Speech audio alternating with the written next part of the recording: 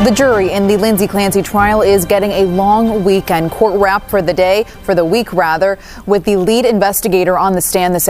On a freezing January night in Duxbury, Massachusetts, a father returns home with dinner and finds his wife bleeding in the snow. She tells him she jumped from a second-story window. She tells him the children are in the basement.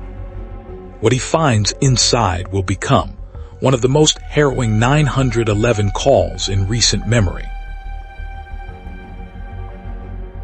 Before Lindsay Clancy became a defendant, she was a mother. That distinction matters, because once a person becomes the center of a notorious criminal case, the public often stops seeing the person who existed before the crime. Instead, everything gets compressed into one terrible moment. But Lindsay's life did not begin on January 24, 2023. She was born in 1990 and eventually became a nurse, working in labor and delivery. She married Patrick Clancy. Together, they built a family. Their first child, Cora, was born in 2017. Dawson followed in 2019. And then in 2022 came Callan. To people looking from the outside, the family appeared ordinary. A husband, a wife, 3 young children, a home in Duxbury. The kind of family life that can look almost ideal from a distance. But distance is important, because a photograph can show a smiling family. It cannot show what happens after the camera is turned off. It cannot show whether someone slept that night. It cannot show what a person is thinking when everyone else is asleep. And it cannot reveal what someone hears when nobody else hears anything. The birth of Callan would become a major turning point in Lindsay's mental health history. According to evidence later presented in court, her psychological condition deteriorated during the months following his birth. She experienced anxiety, insomnia, distress, suicidal thoughts, and increasingly disturbing thoughts involving her children. The defense would eventually argue that this was not simply depression.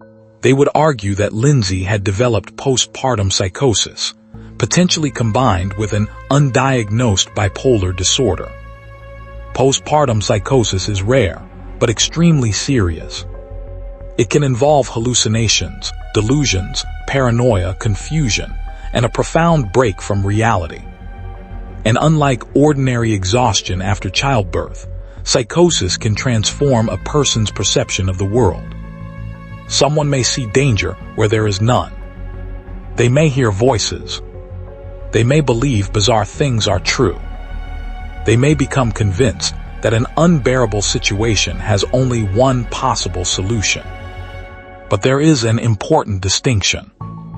Experiencing mental illness does not automatically mean a person is legally incapable of understanding right from wrong. That distinction would eventually become the heart of Lindsay's trial. The prosecution would argue that Lindsay's actions demonstrated planning. The defense would argue that organization and psychosis can coexist. And that debate would become increasingly important as investigators reconstructed the months before January 24. Because the question was no longer simply, what happened? It became, when did something begin to go terribly wrong? By late 2022, Lindsay's mental health was deteriorating. The picture that emerged through testimony and records was complicated. She was seeking treatment. She was interacting with multiple healthcare providers. She was prescribed psychiatric medications. And according to her defense, she continued to worsen. This is where the case becomes psychologically difficult. Because from the outside, treatment can look like protection. A patient has symptoms. A doctor evaluates them. Medication is prescribed. Appointments are scheduled. The expectation is that the patient will improve. But what happens when the patient doesn't improve? What happens when the treatment itself becomes part of the mystery? The defense has argued that Lindsay was prescribed a rotating combination of psychiatric medications and that her symptoms worsened. At trial, her attorneys have challenged the care she received from psychiatrist Dr. Jennifer Tufts. Tufts treated Lindsay beginning in September 2022 and testified that she diagnosed Lindsay with anxiety and adjustment disorder, not bipolar disorder or postpartum psychosis. She also testified that Lindsay did not report hearing voices or thoughts of harming her children during their final appointment. The defense sees that history differently. They argue that Lindsay's symptoms were not adequately recognized. They point to the number of medications she received. They point to her worsening condition. They point to her contacts with mental health professionals. And they argue that the system failed to recognize what was happening. The prosecution, meanwhile, has emphasized evidence that it shows Lindsay remained capable of deliberate decision-making. This disagreement is critical, because the entire legal case turns on mental state. The defense does not simply need to convince the jury that Lindsay was depressed. It needs to establish that she was not criminally responsible under Massachusetts law. That is a much higher bar. And so every detail from those final months becomes important. Every appointment, every message, every prescription, every journal entry, every search, every conversation, because somewhere inside those details may be evidence of what Lindsay's mind looked like before the tragedy. And some of the most revealing evidence came from Lindsay herself. Her own writings and communications reportedly described anxiety, insomnia, guilt, hopelessness, and disturbing thoughts. According to testimony reported during the trial, she had also described hallucination-like experiences and thoughts involving harm. These details create a disturbing timeline. A woman is telling people she is struggling. She is seeking treatment. She is receiving medication. She is becoming increasingly distressed. And then she reaches a point where even professional help appears unable to stabilize her. But there was still one more step. In January 2023, Lindsay entered McLean Hospital for psychiatric treatment. For the defense, that hospitalization is powerful, because it demonstrates that her condition had become serious enough to require inpatient care. But prosecutors point to what happened afterward. She was discharged, and 19 days later, her 3 children were dead. That number, 19 days, became one of the most haunting details in the entire case, because it raises a question that may never have a satisfying answer. Was Lindsay improving when she left the hospital? Or was she simply discharged while the danger remained? There is a tendency in true crime to look backward after a tragedy. Once something terrible happens, every previous event suddenly appears meaningful. A strange comment becomes a warning. A missed appointment becomes a missed opportunity. A search becomes a clue. A behavior becomes evidence. But real life does not work that neatly. People rarely know which ordinary moment will later become the moment they wish they had taken seriously.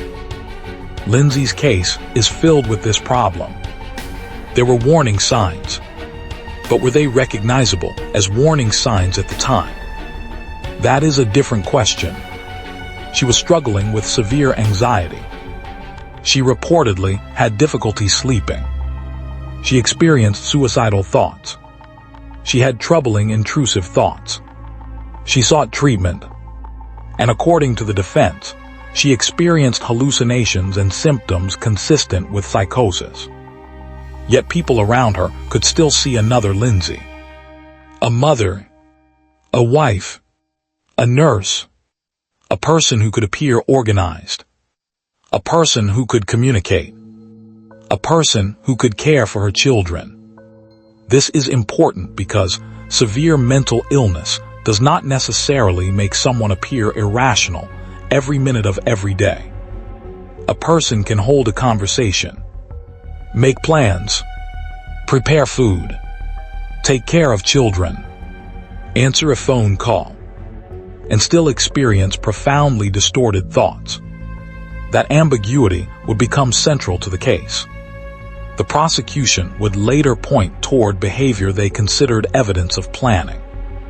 The defense would point toward symptoms suggesting psychosis, and the jury would be asked to decide what those same facts actually meant.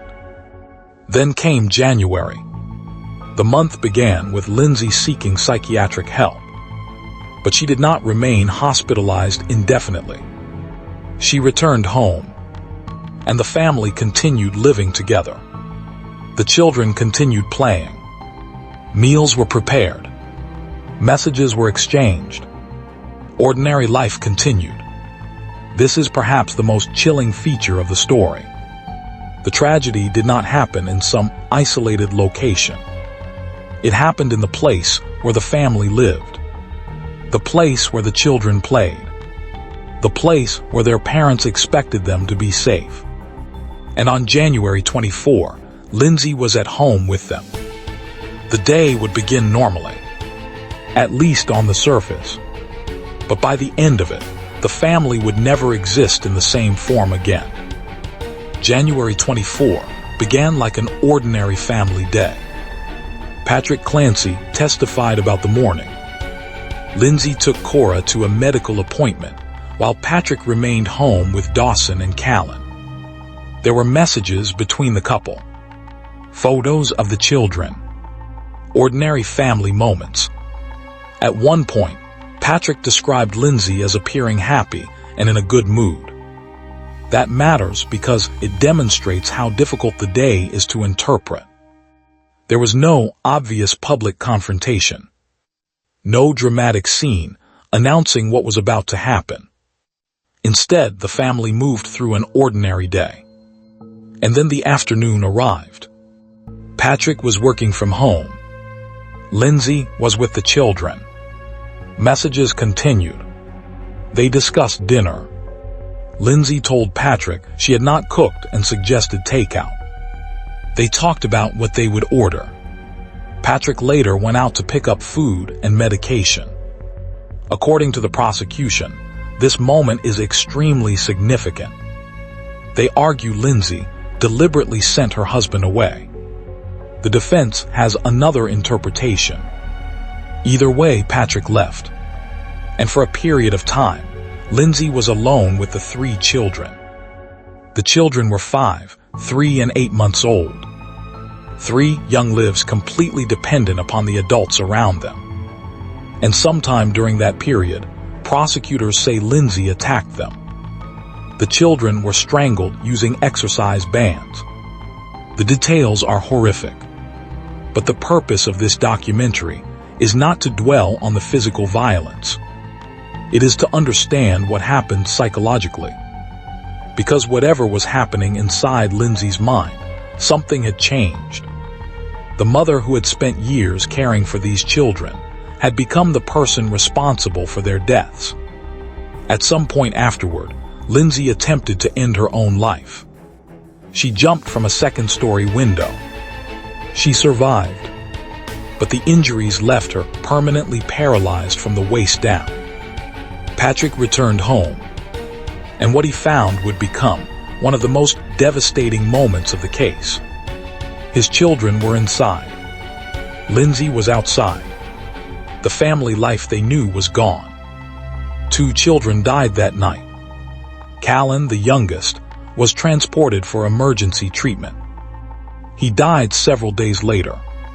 3 children, 1 family, 1 afternoon, and a mother who survived. That survival would eventually create an extraordinary courtroom situation. Because Lindsay would live long enough to face the question, why? Sometimes a person's phone becomes a diary. Not an emotional diary, a digital one. Searches reveal questions. Questions reveal fears, and sometimes they reveal plans. In Lindsay Clancy's case, investigators examined her digital activity. The results became some of the prosecution's most important evidence. According to testimony, Lindsay searched for information about postpartum depression, psychosis, schizophrenia, and medications. Those searches can be interpreted in two completely different ways. The prosecution can say she was researching mental illness. She understood what she was doing. She was investigating how psychiatric conditions might affect her behavior. The defense can say she knew something was terribly wrong. She was desperately trying to understand what was happening to her. The same search can therefore become evidence for both sides. But some searches were more disturbing. Investigators testified that searches included questions about suicide. One search involved how to slit a throat to die. Another concerned the location of the carotid artery. There was also a search related to disabling airbags in a Kia Sorento. And 4 days before the killings, Lindsay's phone was used to search. Can you treat a sociopath? That particular search became especially significant. What does it mean? Was Lindsay asking because she feared that she herself was a sociopath? Was she trying to understand someone else? Was it part of a broader mental health investigation? Or was she attempting to understand how her behavior might be perceived? There is no single search that can answer that question. And that is precisely why digital evidence can be so powerful and so dangerous. A search history tells us what words someone typed. It does not automatically tell us why they typed them. Intent lies in context. The prosecution argues that the searches support a theory of planning and intentionality. The defense argues that they demonstrate the severity of Lindsay's psychological crisis. Then there are the searches involving psychiatric symptoms, psychosis, hallucinations, medications, mental illness. Taken together, they paint the picture of someone deeply focused on her own deteriorating mental state. But again, the interpretation depends upon which side of the courtroom you believe. Was Lindsay documenting a crisis or constructing a plan? That is one of the central questions the jury must eventually answer. And then came another problem for the prosecution: the medication evidence. Few elements of the Lindsay Clancy case have generated as much debate as her psychiatric treatment. Her defense has emphasized that she was prescribed numerous psychiatric medications in the months before the killings. The exact medication history is complicated, involving drugs including antidepressants, antipsychotics, anti-anxiety medications, and mood stabilizers. The defense has characterized the treatment as excessive and poorly managed. The prosecution has challenged that narrative. Forensic toxicologist Justin Brower testified about medications detected in Lindsay's blood after the killings. The medications included mirtazapine, lamotrigine, trazodone, and quetiapine. According to testimony reported from the trial, only quetiapine appeared somewhat elevated, and the levels did not indicate a toxic overdose. That evidence matters, because the defense is not simply arguing she took too many pills. The argument is more complicated. They contend that medication changes and treatment decisions may have contributed to a worsening psychiatric state.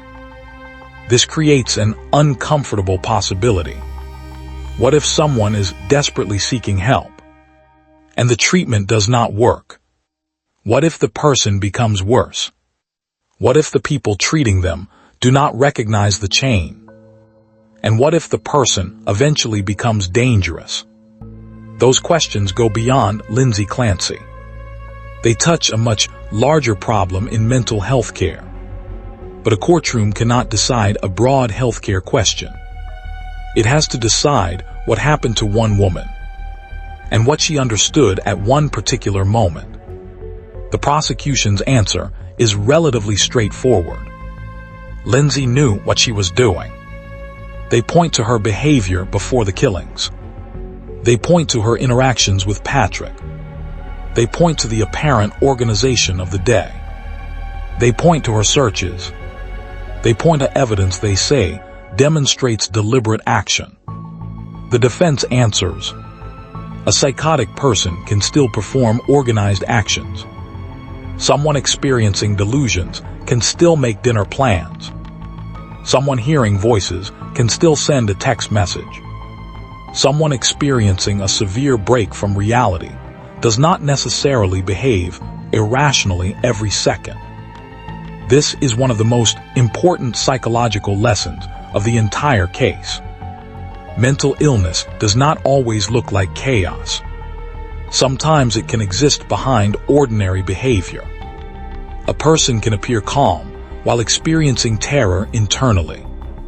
A person can smile while being psychologically overwhelmed. A person can complete tasks while believing things that nobody else believes. And that is why the Lindsay Clancy case is so difficult. Because the jury is not being asked whether she suffered. There is substantial evidence that she did. The harder question is, how impaired was she? And what did she understand? Perhaps the most emotionally complicated figure in this case is Patrick Clancy.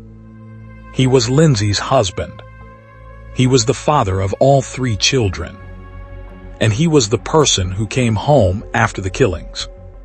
His testimony gave the courtroom a picture of the final day. But Patrick's role extends beyond the witness stand. He has publicly expressed forgiveness toward Lindsay. That is extraordinary, because many people would struggle to comprehend how a father could forgive the person responsible for the deaths of his children. But Patrick's position is rooted in his belief that Lindsay was suffering from severe mental illness. He has described the woman he knew before the tragedy. The mother, the wife, the person who loved their children. And that creates a painful contradiction. Can someone be responsible for an unforgivable act and still be a person who once loved deeply? Can a mother be both loving and dangerous? Can mental illness transform a person's behavior so profoundly that the person who commits the act seems almost unrecognizable from the person who existed before it? Those are not easy questions. And there is a danger in reducing Lindsay to either extreme. The first extreme is, she was simply a monster. The second is, she was mentally ill, therefore nothing matters. Neither position captures the complexity of the case. 3 children died. Their lives mattered. Their deaths cannot be erased by a diagnosis.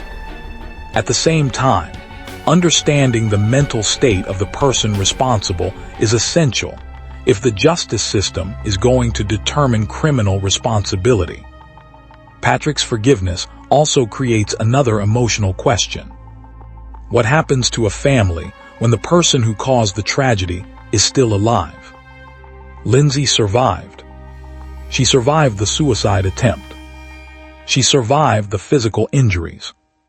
She now faces the legal system from a wheelchair. And every day she remains alive, the case continues. There is no clean ending.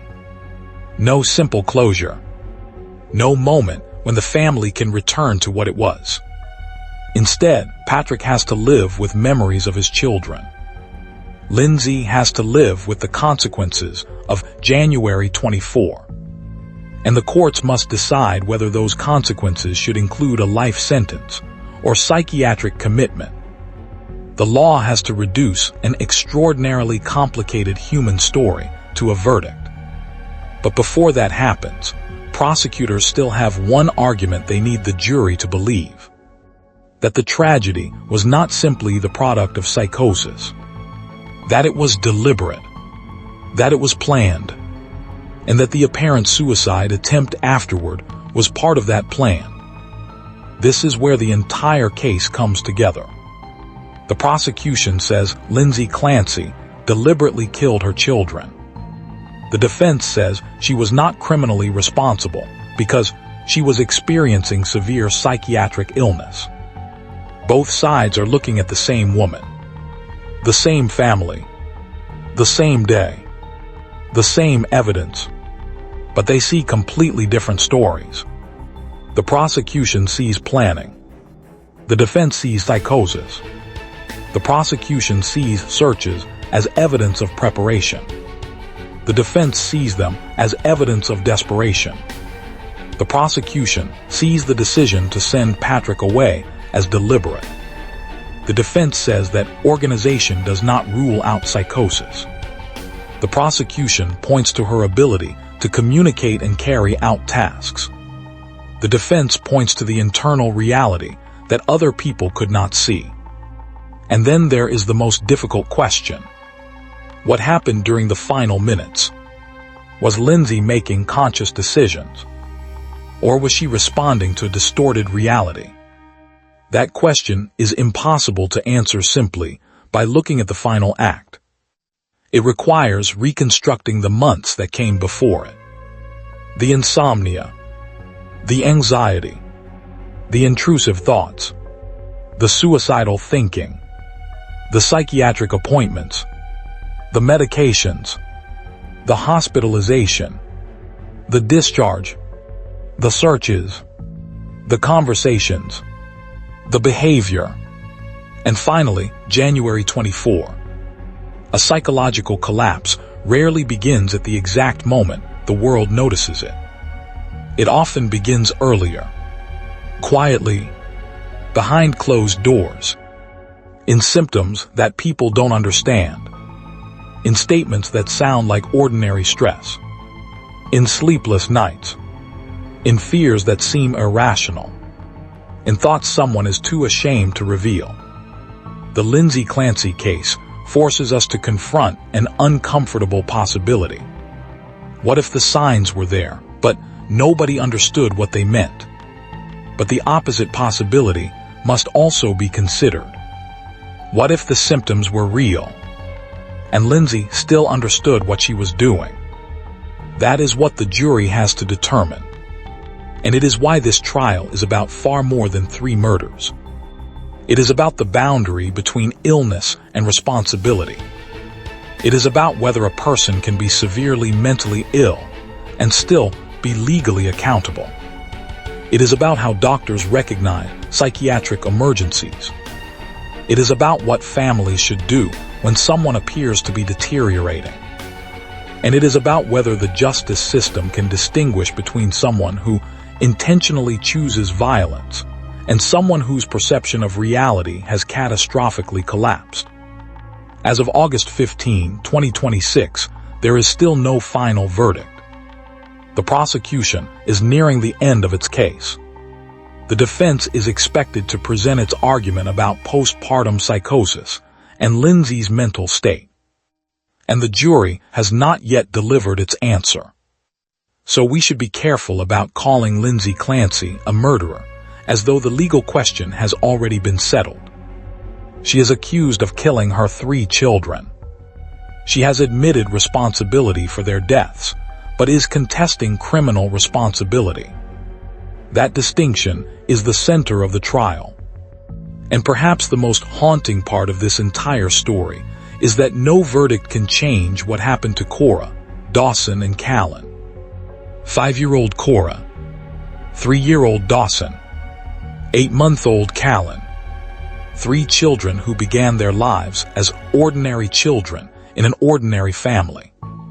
Children who should have had birthdays, first days of school, arguments with siblings, family vacations, graduations, adult lives. Instead, their story ended inside the home where they were supposed to be safe. And their deaths left behind a question that will likely follow this case long after the courtroom closes. Was Lindsay Clancy a mother who deliberately destroyed her family? Or was she a desperately ill woman whose mind had become so distorted that she no longer understood the world around her. Perhaps the most difficult truth is that understanding one possibility does not erase the horror of the other. Mental illness can be real. The damage can be irreversible. And responsibility can still be a complicated question. The trial will ultimately ask the jury to decide where that line lies. But for the rest of us, there is another question worth asking. Not simply, what did Lindsay Clancy do? But, how did a mother who once cared for 3 children reach a point where they were no longer safe with her? Because if we only look at the final day, we may miss the story that began months earlier. And if there were warning signs, the most important lesson may not be about Lindsay at all. It may be about whether the next person who says, "I don't feel right. I can't sleep. I'm afraid of my own thoughts. I need help," will actually be heard. Because sometimes tragedy doesn't arrive without warning. Sometimes the warning is simply too quiet. And sometimes, by the time everyone finally understands what was happening, it is already too late. 3 children, 1 mother, 1 family, and a courtroom still trying to understand what happened inside a mind that may have been breaking apart long before anyone could see the full extent of it. The Lindsay Clancy case is not over. The jury has not yet spoken. And until it does, the distinction between allegation, evidence, and fact matters. But regardless of the eventual verdict, Cora, Dawson, and Callan remain at the center of this story. Not the controversy, not the courtroom, not the psychiatric debate. The children. Their lives were more than the headlines that followed their deaths. And perhaps that is where this story should ultimately end. Not with Lindsay, but with the 3 lives that can never be restored. Cora, Dawson, Callan, 3 children whose absence became the beginning of a case that forced America to confront one of the most difficult questions in criminal justice. Where does mental illness end and responsibility begin?